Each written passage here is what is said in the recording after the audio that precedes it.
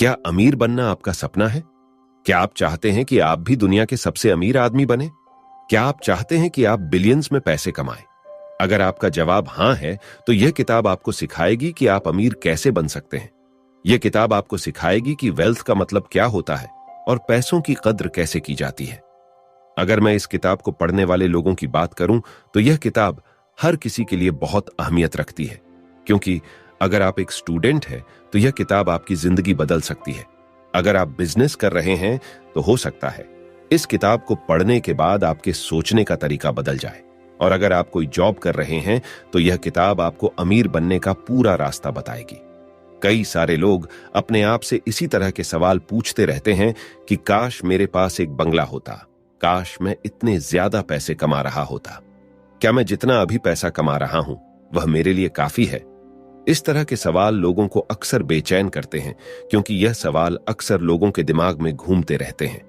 अगर आपका भी हाल कुछ ऐसा ही है और आप भी इस तरह के सवालों में ही परेशान रहते हैं, तो आपके इन सभी सवालों का जवाब इस बुक में लिखा हुआ है।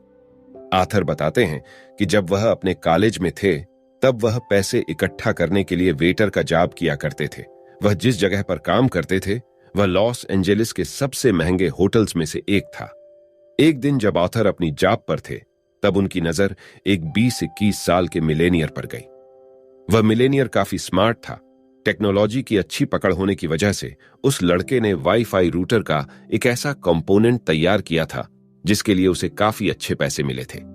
इसी के साथ उसने कई सारे स्टार्टअप शुरू किए थे और कुछ समय बाद उन स्टार्टअप को भी उन्होंने अच्छे प्राइस पर बेच दिया था। लेकिन फिर भी वह मनी मैनेजमेंट में कुछ खास अच्छा नहीं था, क्योंकि उस लड़के को अपने पैसे की नुमाइश करने की आदत थी। वह जहां पर भी जाता था, वह अपने साथ नोटों की गड्डी लेकर घूमता था और शराब पीकर बड़ी बड़ी डींगे हाँकता था।